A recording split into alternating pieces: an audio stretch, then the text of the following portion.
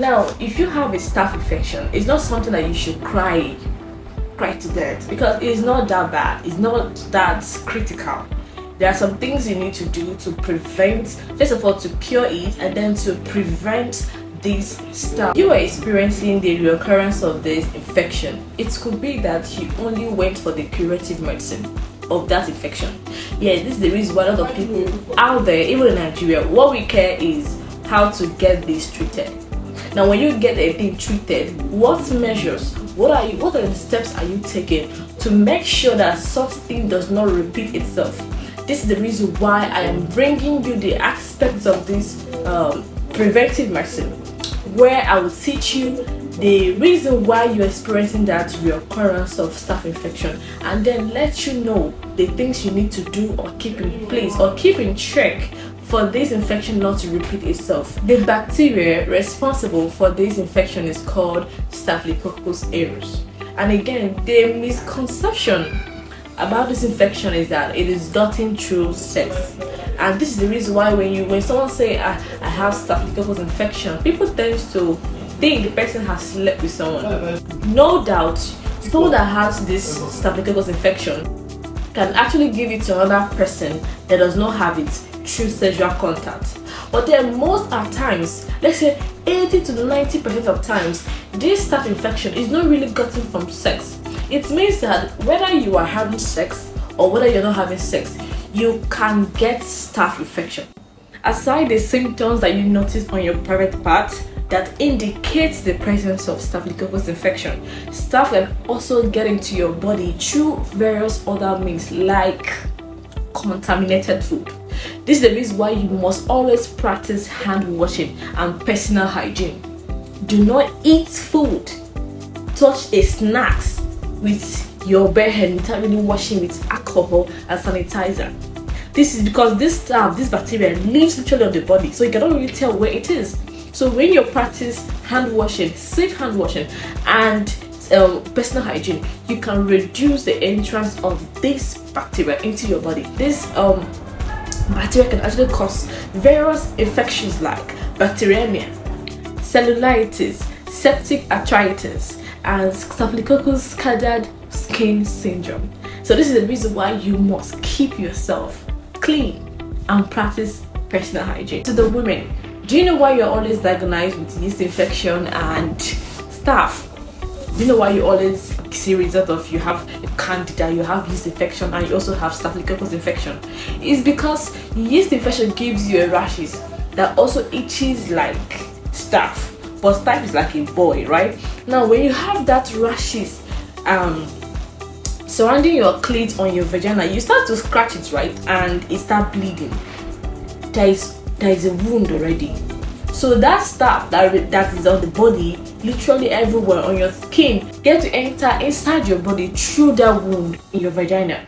So this is the reason why if you're having yeast infection, you should be told you could be treating staph at the same time. And then to the men here, if you have any cuts, any wound around your private parts, you could get a staph. Now, I think men's body are kind of more enclosed than female body that is quite open.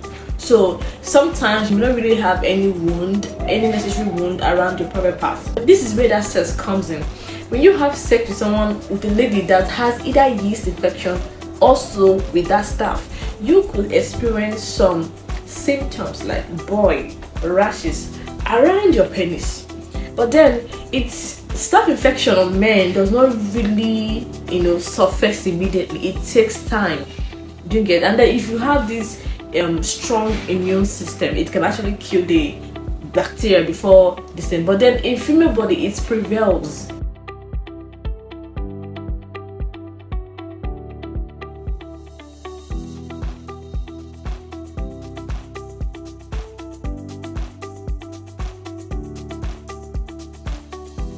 Now, coming to the curative part of staphylococcus infection, you really have to see a doctor to undergo some lab tests and all of that, and then the doctor is going to prescribe drugs and give you injection.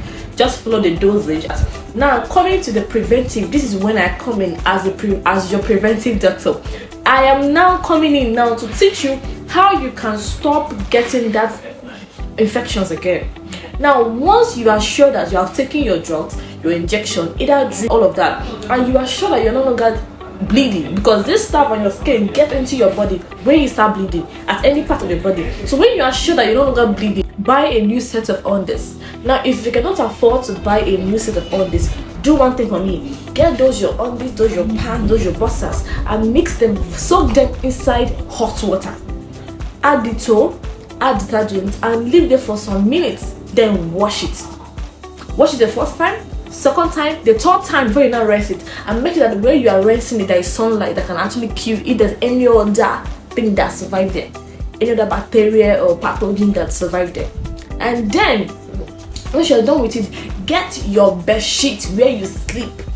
That's your bed sheet on your bed. Go and soak it on hot water. After you're done with washing your undies and all of that, make sure you get something called pant liner. Pant liner looks like a pad. It has the shape of your pants, like a pad, a mini pad. So you have to put it on your pants before you wear it on. It means that if there's any invisible bacteria or anything that can actually cause harm or make the infection to repeat itself, it's going to prevent it from entering your body. For the guys, do the same thing. Wash your undies and then stop sleeping around with someone that have that infection. The best way to do this is make sure that whoever you want to sleep with has gone for her medical report, and make sure that she is free from any staph or yeast infection. This is the only reason why you will never get that staph. And then avoid whatever that will bring cuts or wound on your private parts. But then if it persists, go and see your doctor, because when this infection is inside your body for a long time, it can cause infertility for the ladies. And then for the men, it can take a while. If it's inside your body, you won't even know, but when it come out, it will come out full force. So make sure you are taking your antibiotics when necessary, and make sure you observe all these things as soon as you have already cured this infection, and trust me, you will never experience it again. If this video is informative enough, please make sure you share to other people that could have this infection, and they will also take heed of this instruction. Thank you for watching, and God bless you. See you on my next video.